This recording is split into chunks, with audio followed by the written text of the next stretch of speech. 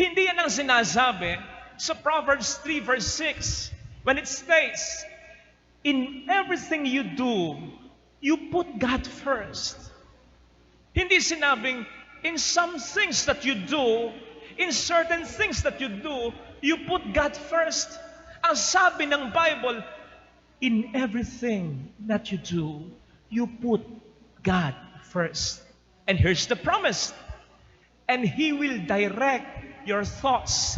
And He will crown all your efforts with success. Doon palang papasok yung, and all these things shall be added unto you.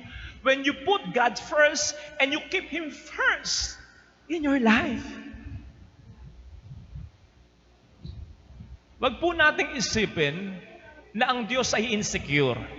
Kung bakit lagi niyang sinasabi na dapat siya ang una sa ating buhay.